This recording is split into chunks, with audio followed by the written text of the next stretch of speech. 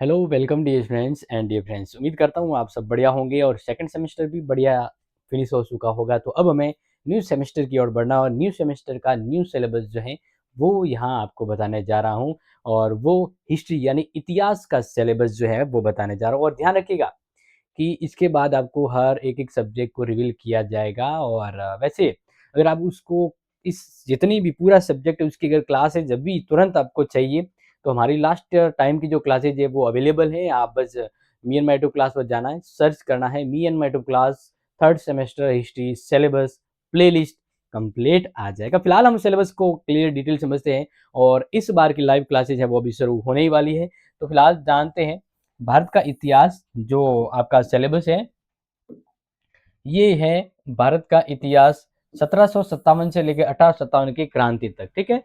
जिसमें first unit है मुगल और मराठा शक्ति का पतन, मुगल सत्ता का विघटन, पेशवा और मराठा संघ के तहत मराठा साम्राज्य का विस्तार, मराठों के अधीन प्रशासन एवं सामाजिक आर्थिक स्थिति, फिर है मराठा शक्ति के पतन के कारण। तो ये सभी जो है वो फर्स्ट यूनिट के अंतर्गत आने वाले। फिर यूनिट 2 की बात करें तो भारतीय राज्य है, जैसे रणजीत सिंह के अधीन पंजाब का उदय, विजय और प्रशासन।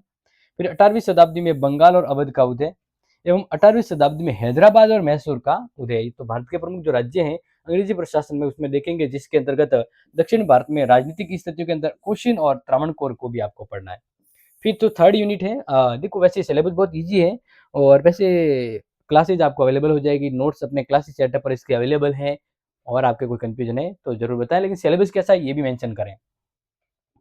ईस्ट इंडिया कंपनी का शासन विस्तार, यूरोपीय कंपनियों का आगमन हुआ तो नियंत्रण के लिए जो प्रतिद्वंदताएं हुई उस पर बात करेंगे, तो ये आपको पढ़ना होगा। फिर ईस्ट इंडिया कंपनी का प्रभुत्व, इसके बाद बक्सर और प्लासी युद्ध और उनके प्रभाव, ईस्ट इंडिया कंपनी का क्षेत्रीय विस्तार 1765 से 1813, जिसमें रिंग फेस से लेकर अधीनस्थ अलगाव की जो नीतियां थी वो पढ़नी है।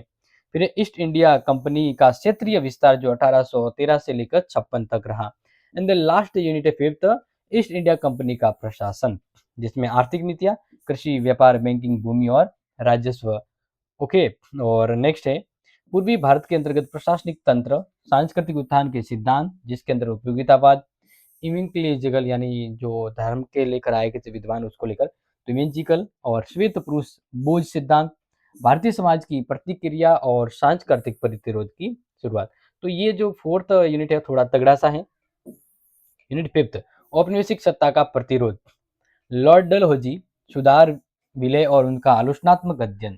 फिर है प्रथम स्वतंत्रता संग्राम के कारण प्रकृति, मुख्य नेता और 1857 में लोगों का जो प्रतिरोध है उसको एवं भौगोलिक क्षेत्रों के बारे में बताना है। और लास्ट 1857 के विद्रोह की असफलता के क्या कारण रहे और उसका क्या परिणाम या नतीजा रहा। क्लियर।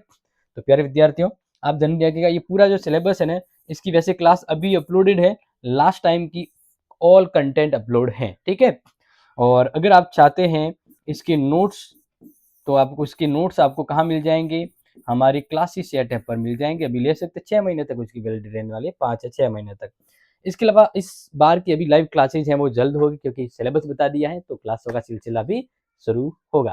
तो शेयर कीजिए, जल्द आपसे मुलाकात करते हैं आपकी शानदार इंपोर्टेंट क्लास में। तब तक के लिए अपने दोस्तों को बताना मत भूलना। Take it, share it, love you, thank you so much. जय हिंद, जय भारत।